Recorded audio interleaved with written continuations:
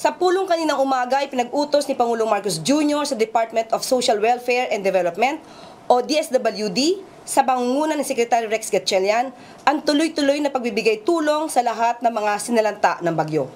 Nagpatawag si Pangulong Ferdinand Marcos Jr. ng situation briefing kasama ang ilang miyembro ng gabinete sa Presidential Security Command Operations Center kaninang umaga.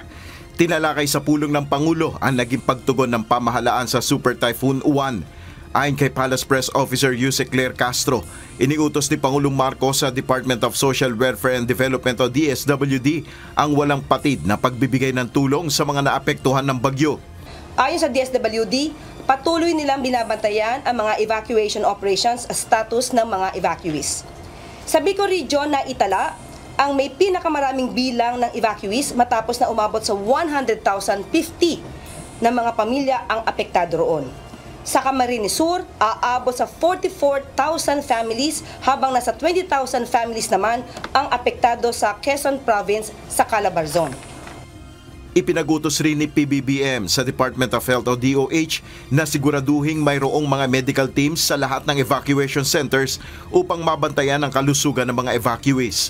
Sa naturang pulong, nabigyan diin ang kahalagahan ng isinagawang preemptive evacuation. Ayon sa Pangulo, naging malaking tulong ang maagap na paglikas ng libu-libong pamilya sa ligtas na lugar para sa pagsisiguro ng kanilang kaligtasan.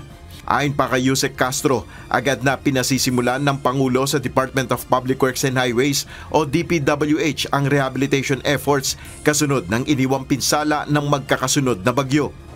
Agad na pinasimulan din ng Pangulo sa Department of Public Works and Highways o DPWH sa pangunguna ni Secretary Vince Dizon ang rehabilitation efforts sa mga nasirang kalsada upang hindi maantala ang pagpapadala ng tulong sa anumang panig ng bansa. 71 kalsada sa kasalukuyan ang hindi pa madaanan dahil sa epekto ng bagyo, kabilang na sa Central Luzon at Cordillera Administrative Region, partikular na sa Mountain Province, Benguet at Apayao. May ilang kalsada rin na hindi madaanan sa Aurora. Iniutos ni Pangulong Marcos sa lahat ng ahensya ng pamahalaan na patuloy na magbantay sa lagay ng panahon mula ngayong araw hanggang bukas. Pinaalalahanan rin niya ang lahat ng kinaukulang ahensya na ipagpatuloy ang rehabilitation efforts sa mga lugar na sinalanta ng Bagyong Tino at sa mga lugar na napinsala ng Super Typhoon Uwan. Samantala, para sa Malacanang, kailangan munang imbestigahan ang naiulat na pag-alis sa bansa ng ilang opisyal sa gitna ng kautusan ng Department of the Interior and Local Government o DILG na foreign travel ban. Inilabas ng DILG ang kautusan na ito dahil na rin sa iniwang pinsala ng Bagyong Tino at banta ng Super Typhoon Uwan upang matiyak ang mabilis na pagtulong ng pamahalaan. Ayon kay Yusek Castro, kailangan muna itong imbestigahan kung may nalabag nga ang mga umalis na local officials.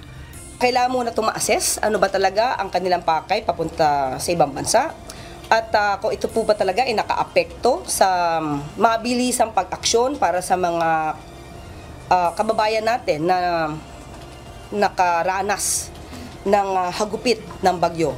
At hindi po natin agad dito masasabi na sila ay may sala na. Kailangan po pag-aralan muna.